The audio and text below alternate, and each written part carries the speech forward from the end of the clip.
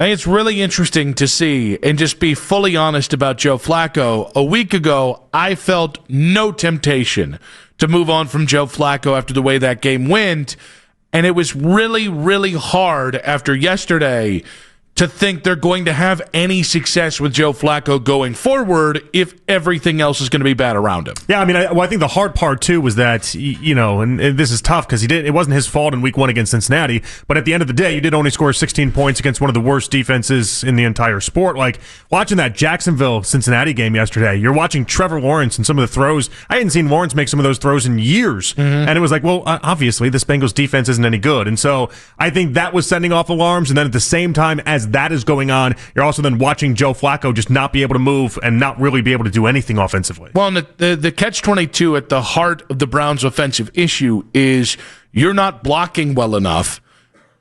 Your receivers aren't getting open quick enough. Yeah. And Joe's not fast enough when the play breaks down to get outside and buy himself more time. I mean, Baltimore does not have a defensive line full of the fastest dudes in the world. They've got some edge guys that are a little smaller, like 240, 245, 250. They're fast. But in terms of the guys that were getting consistent pressure, it wasn't just those guys. It was the defensive tackles. It was a steady amount of everybody on every level getting to Joe Flacco. I think that's the problem.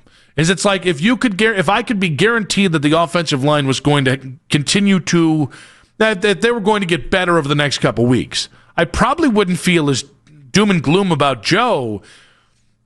But now it's like, guys, the one thing I'll say about Dillon Gabriel is, one, he gets the ball out quickly, and I'm going to say a second thing. And two, there is mobility. And I don't think you'd be any better off if you had kept Kenny Pickett.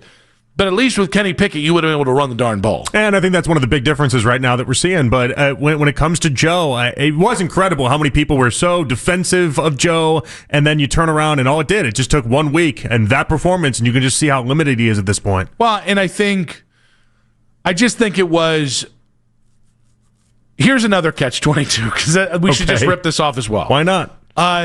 If you're going to tell Joe Flacco that he has to run the most vanilla conservative offense in the world, he's going to continue making throws like he did that Wiggins intercepted in return for a damn near touchdown yesterday, because he's going to start feel the pressure of not enough things are happening around him offensively.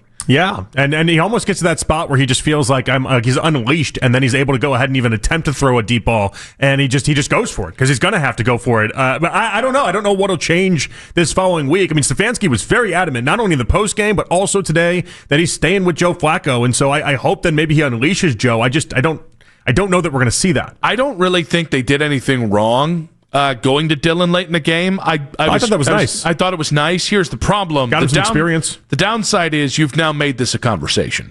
Well, I think it was going to be a conversation anyway. It's just Dillon Gabriel did look really good in the process. Well, I think there was an unintentional shooting of yourself in the foot when Dillon went out there, looked really fluid, got the ball out quickly, didn't struggle with. And again, it was against prevent defense. A lot of backups were in. Like, let's not go too far with it.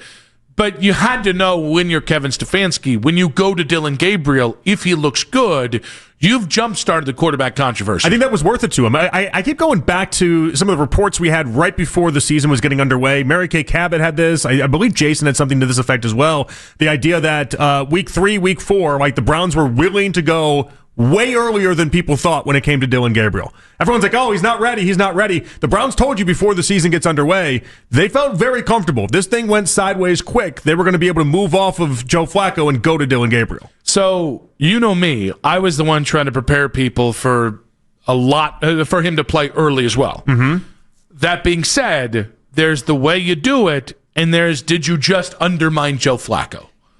Because we weren't the only ones that saw Dillon Gabriel looked really good in a tight situation against a defense that you had no prayer against for most of that game. Oh, so you think like Gabriel in doing that, it made Flacco look bad, and in turn did it hurt his confidence is what you're suggesting? No. Do I think that other players might start wondering when is it time to go to Dillon Gabriel? And by the way, if that ends up in them buying on him long term, that's going to be great. The problem is the interim. Wait, no, but honestly, though, I mean, isn't that kind of what Stefanski... If Stefanski wanted this season to start with Kenny Pickett and go into Dillon Gabriel, or wanted it to be whatever he wanted it to be, in order to get the locker room to be able to be comfortable with all this, you did need a couple things to happen. Joe Flacco looking like he did, and then Dillon Gabriel showing you something, and it had to be beyond just what you saw in the preseason. He's checking off the boxes to comfortably go to Dillon Gabriel. Yes. The problem is, in the meantime, if you cost yourself a couple extra losses, or if you cost yourself the ability to have guys believe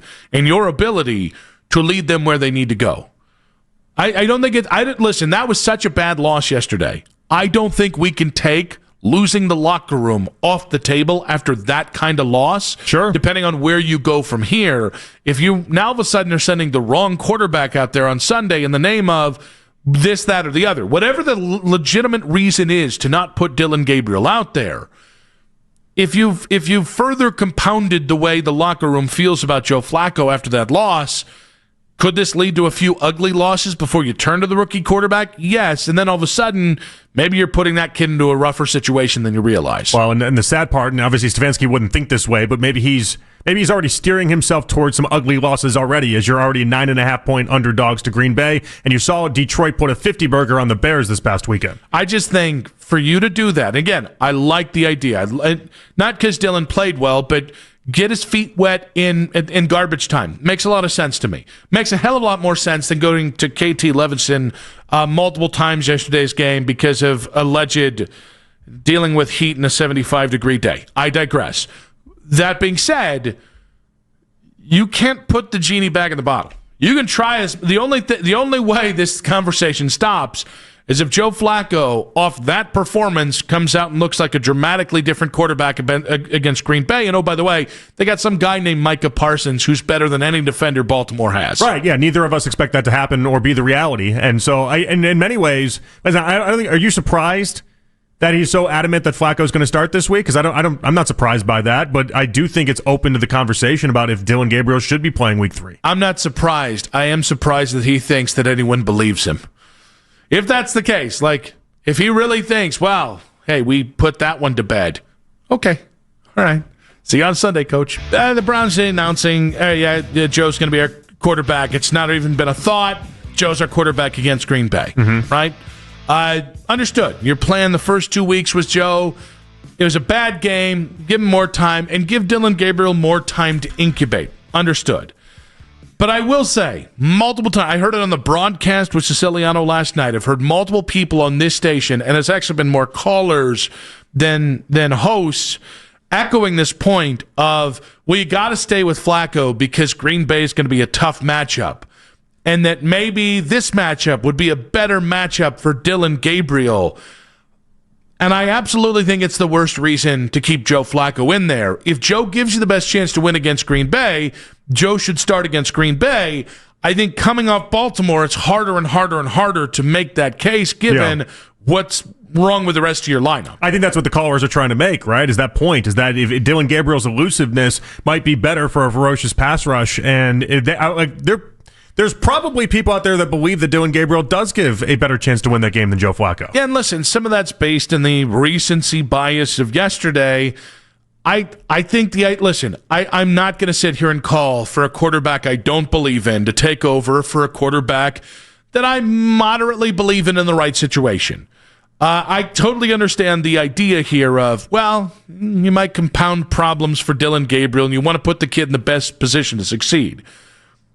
You're still putting him in a team that doesn't have great receivers, that has offensive line issues, right? And I thought actually ran the ball decently well yesterday, but still isn't a juggernaut on the ground yet. Well, so is the answer more likely than not that Dillon Gabriel struggles if he starts week 3 or even week 4? Yeah, it probably is. Yeah. Well, and by the way, we should expect that, right? Like this idea of the Dillon Gabriel, you're gonna manufacture this perfect scenario to thrust Dillon Gabriel into the starting lineup, and then all of a sudden, bam, he's Brock Purdy. You're winning games, and it's over. It's just not realistic. I think I just come back to the idea of if you don't protect better, or if your receivers don't get open quicker on Sunday against Green Bay, I have no idea how you're going to win with Joe Flacco. I might have a small modicum of an idea to win with Dillon Gabriel because of his mobility, That if the only reason that you're sending Joe out there again is, well, it's a tough game. It is the NFL.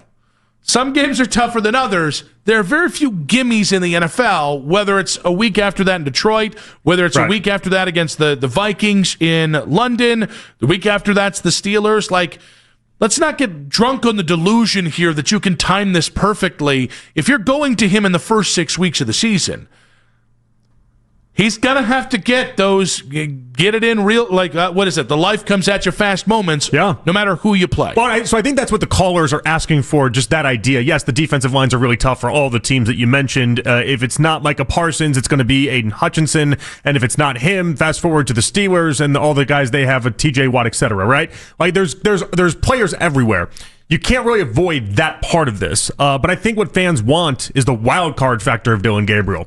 I might not buy into it. You might not buy into it. But if the expectation with Joe Flacco is statue, at least with Dillon Gabriel, there's an alternative, and it might lead to something. I don't think it will, but it might. And that's what callers are hanging on to. With Kevin Stefanski saying today, we're sticking with Joe Flacco. What that should mean is that Joe gives you the best chance to win against Green Bay. It's just really hard to believe that after how bad Joe looked. Well, yeah, it's hard for them to just chalk it up to a bad day at the office. Yes. And because, again, and that's what they're going to try to do. You actually did have a good running game. You did. It's just you got behind, and at some point you had to start throwing. And when you started throwing, mistakes really started to compound. And those mistakes were further compounded by Joe Flacco's lack of running. So do I think it's honestly time? If we just say Dillon Gabriel, is it time for that? I don't know. Is it time to bench Joe Flacco? Okay, that might be more of an affirmative, and the problem is Dillon's going to be the guy you go to. So the hard part and why I can't sit here and tell you definitively I want either or is because I think both roads lead to suck is probably the answer. Like, both roads lead you to a place that isn't going to make Kevin Stefanski look good. Both roads probably lead you to a place. Really, if you go to Dillon, then eventually there's an opportunity that you might even have to move off of that, and then it's either Deshaun or it's Shador, and that opens up a new can of worms. But, like, none of these roads lead to great places. Yeah, I think the thing you can sell with Dillon is I think Kevin can run his full offense without as much fear of turnover. Like, I think, Dillon, what you're trying to do right now, which is short throws, screen plays, dink and dunk, run the ball, as your run game gets stronger, protect the football, that fits Dillon Gabriel a hell of a lot more than it does it might Joe fit Flacco. And I think... But you're still going to be behind the eight ball here. Oh, yeah. I mean, there's no scenario where you're not behind the eight ball. Yeah, exactly right. You have limitations in everything that gets presented. There's going to be limitations. But, like, I'm right there with you. I am just not a believer in Dillon Gabriel, but at some point, the locker room's going to sniff out that either you're not giving Joe a chance to win, or because of the fact he's becoming a check down Charlie, and Joe's still making turnovers in spite of the commandment to not do such. Well, and that's what I'm curious to find out, Nick, is that idea. Like, how far do they take this? How far do they take the idea that Joe Flacco is going to be their starting quarterback, because they feel like not only does he give them the best chance, but the locker room's also behind it as well? 216-474-0092. If you are cool with staying with Joe Flacco, how much of it is about strength of schedule and how much of it is about who gives the Browns the best chance to win? It's getting really hard to say who gives the Browns the best chance to win when Joe Flacco was the worst version of himself on Sunday. Let's go with JR in Cleveland. Welcome to the show. How you doing, man? I'd like to say, man, that you got to go with the young people, man. Come on, let's quit messing around and go get Shador, man. Just play Shador because we will win, period. Let's quit playing around. And this gets, man, cause if we get him a chance, I guarantee we'll make a win. Reason why is because he got trained well, and he got drive, and everybody wants to see him. Listen, man, we got to think positive, man. The offensive line did block in the first half. They did. They just got to stay resilient, but we can make it, man. Have a good day. All right, JR. You too have a good day, JR. A lot of energy there. You too have a good day. A lot of vibes. The vibes were immaculate. It was a something. I don't know about the point, but here's the thing. Shador fans, this is not Nick Wilson, Switzerland talking. This is Nick Wilson, guy who thinks that Kevin Stefanski will do just about anything on the planet rather than play Shedeur Sanders this year. I would also like to see Shedeur Sanders this year. I would rather see Shedeur Sanders than I would Dillon Gabriel. See how Deion Sanders looks without Shedeur? But people are saying it. Many people are saying Was it. Shedeur the thing that made it all run? I don't know. You tell me. But I think the at best scenario for Shedeur is about week 14. It's not what Nick wants, not what Jonathan wants. It is if Kevin Stefanski's going down swinging, it's with Joe Flacco, it's with Dillon Gabriel, and maybe it's with Deshaun Watson before it's Shedeur Sanders. Well, and that is an interesting part of this with when you release Dillon Gabriel, like he's some sort of like big force or something. But like when you put him out there, if you put him out there in week 3 and he has 4 or 5 straight losses, then you are forced to go to then Shedeur in many ways. You're forced to go to something that isn't Dillon Gabriel, and maybe that is Deshaun. I'm not sure, but you see how you can get a lot of quarterbacks in the mix awfully quick. And the timing of this. You have forgotten they could always go back to Joe Flacco. Well, they might go to Bailey. They might go to Bailey Zappi before they go back to Joe Flacco. Do what Indy did last year, where it's like, all right, now it's going to be Joe Flacco time. Just kidding. Now it's Anthony Richardson. Wait, no. Now it's Joe Flacco again. I'm curious to find that out. If they bench Joe Flacco, does Joe Flacco just take his ball and go home? No, I don't think he does. Or does he hold out for like 3 weeks, and then if that starting quarterback, like if Dillon Gabriel looks good and has it all figured out, but again, look at all the injuries across the NFL. Joe's just going to wait to then be sent to another team. No, I think Joe If another team would even have him. I would be really surprised if Joe... That would be very classless of Joe. If Joe lost the job because of his performance, and then he took his ball and went home, retired early in season, I think it would be... I would lose a lot of respect for Joe just because they're... One, he could end up playing again for the Cleveland Browns if Dillon gets hurt or is ineffective. 2, you did make a commitment to the Browns that didn't include the words, as long as I'm the starter. That would speak to a level of privilege from Joe that I almost refuse to believe he would actually do that. I think you just want to continue cashing the checks. You know what I mean? Could just kind of hang out. That's also a decent reason to do it. But if I were him and I'm looking at all these quarterback options across the NFL, it wouldn't surprise me if he tried to get the Browns to trade him to a different spot. 216-474-0092. I don't even know how to say that. Expat. I'm not going to say the rest of it. He said, no, you guys have made it a conversation. Talking about the Joe Flacco thing. Except for the calendar, what was so different for Dillon than a joint practice? I would say a touchdown, and I would also say... Is he trying to compare a joint practice to a real game? Yeah, well, also, I didn't insert Dillon Gabriel in that game last night. I don't remember ever having that power. I didn't get on the bat phone. I didn't go full Ray Farmer. To be fair, even if you didn't put him in, we'd still be talking about Dillon Gabriel and Joe Flacco. Well, no, but it's totally different now. The fact that Dillon actually played and scored a touchdown amplifies this conversation by 20-fold. If it was just the mythical, it'd still be the same convo for me. If Dillon doesn't play, then I'm talking about from the fan standpoint. If Dillon doesn't play, it's just the same old, which is, the backup quarterback's the most. I think Joe was so bad we'd be having this conversation anyway, though. Okay. I think the question I settled on after hearing some of the callers, some of the feedback we've got on social media is, does Joe Flacco still give you the best chance to win? My answer is no. Okay. Mine is, I honestly don't know how I could know that. I mean, again, well, that's the hard part. It's no with the asterisk of the idea that, anyone with a pulse is better than what he did yesterday, but he's not what he's going to be yesterday every single game. But I do worry that what he did yesterday will be what we see against the Packers, what we see against the Lions, and what we see for the next couple weeks against these type of opponents. If you were to tell me neutral field, neutral league average opponent, and we can set up those parameters. Do I think it gives you a better chance than Dillon Gabriel? Yes, I do.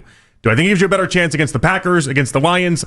I think it might end up being a wash because they're both not very good. I think the struggle that I have is what does Dillon do that Joe doesn't do? And the two things that I think Dillon doesn't do are he doesn't turn the ball over. Which is the positive that I'm leaning on. Which is the biggest positive. Yeah. And then I think his mobility. And I don't think Dillon's going to run all around the yard. I don't think this is Kyler Murray. But I think he's effectively mobile in a way that Joe is Not effectively. Immobile? Yeah, I'm sure that works. The point is like I feel like I have confidence in Joe Flacco against one of the top 5 bottom defense in the NFL. He can still sling the rock to a point. I think he can do it against those type of defenses. I just think the elite defenses, the top 5, top 10 defenses, they're just too good for Joe Flacco right now. Yeah, and I think the problem is, I think the problem is you've got a head coach who doesn't want the quarterback to sling it. And that's the one value that quarterback has. Mm-hmm. When I say one value, I should say the difference-making value. Like, there are so many things that Joe has value in, his leadership, all this other stuff. When it comes to in the game, what's the thing that can win you the game? It's the same thing that lost you the game on Sunday, and that is his game, his game winning throw ability. The problem is it's also game losing throws. And the problem is, I think the more they lose and the more Joe struggles with his wide receivers, and if you can't get that run game going, and if the O-line struggles, I think you're only going to continue to bring out the worst in Joe. I no longer believe in the mixture around Joe as much as I don't believe in Joe. Yeah, I mean, just some birds aren't meant to be caged, And in this instance with Joe, it does feel like right now he's being caged. That's not great. But even if he was able to just sling it whatever way in whatever direction he wanted, like, you take on this Packers team and the amount of pressure they got on Jaden Daniels consistently in that most recent game, it's going to end very similar to what happened in the Baltimore game. There was a lot of pressure on Joe in that game. I don't think a lot of yesterday was on Kevin. What I will say is I'd made this call a couple times. The things that I had seen the Browns offense do sure felt like the kind of things you wanted to do with Dillon and things that you didn't do with Joe 2 years ago. Mm-hmm. The usage of motion and how huge that is for rookie quarterbacks, especially guys who are really, really adept at reading the defense before the snap, pre and post snap reads, right? 2, the emphasis on running the ball and short to intermediate throws. That is, like, everything I've seen from this offense through 2 weeks, we keep calling it conservative. We keep calling it vanilla. That looks like the Dillon Gabriel offense, and I think that's another part of this of, like, all right, is Joe struggling to fit in an offense that isn't for him? And does that mean maybe Dillon Gabriel actually would be more suited to win with simply because he fits exactly what you want to do? Yeah, and if the offense isn't for him, then let him free. What are we doing here? I keep going back to what Ross said on the Flacco interception, though. I thought Ross was really good in the game. He said horrible decision, worst throw, and then called it a game-changing error. And it's just like when you have a Flacco experience, you're just kind of waiting for that right there. Horrible decision, worst throw. And I thought it was interesting that even after the game, Flacco defended it, where Ross was like, if you ask Joe Flacco right now, he would tell you that was the dumbest thing he's ever done. Like, that's just a really bad decision. And afterwards, Flacco he kind of defended it in a weird way. And I feel like we're gonna keep getting those spots and those moments where Flacco is going to try to extend it and try to make those plays they just need to be making. I think my concern is, I think if I'm Joe, and I don't think this point will ever come, by the way, this year for the positive. If I'm Joe right now, and I get the sense that I'm within the next 2 games, 3 games, 4 games, I'm going to get benched. Mm-hmm. I think it's totally fair for him to feel like he was set up to fail. I'm not trying to put that on the Browns. Because you mean by schedule, or you mean by the system or the setup? What do you mean? Yes, all of it. Okay. If you win the starting job and 2 weeks in, there's a palpable threat to your job, and it's a late third round pick. Yeah. When you sound it out, yeah. I would get if Joe feels like he's not getting a fair shake. And by the way, I don't think he's the biggest problem on the offense. Well, but you could also, I think the biggest problem is playing into his biggest problem, which is the offensive line. Here's the sad part, though. If I was trying to stick up for Stefanski or whoever at the Browns is making these decisions at this point, I would say you could have started with the best of intentions, and you can't sit there and just keep going back to Joe because you feel like you owe him the right to keep going out there. Like Joe, if he plays like he did in week 2 for week 3 and week 4, I'm sorry if he feels he didn't get a fair shake. He didn't do his end of the bargain. All right, if instead of signing Joe and trading for Kenny Pickett, they had traded for Kirk Cousins, do you think we'd be talking about benching Kirk Cousins after 2 weeks? Well, Kirk wouldn't. Again, you have to hold up to your end of the bargain, though. Like, if Kirk came here and then looked as bad as Joe Flacco did after 4 weeks, What other choice does Stefanski have? Well, no, I'm talking about like right now. Because I think if Kirk Cousins had that same game on Sunday against Baltimore, bad plays and all, I don't think we get Dillon Gabriel, but that's maybe a Kirk call. And two, I don't think we're talking about quarterback yet. No, but again, Flacco hasn't started a full season in 7 years. That's not the same story for Kirk Cousins.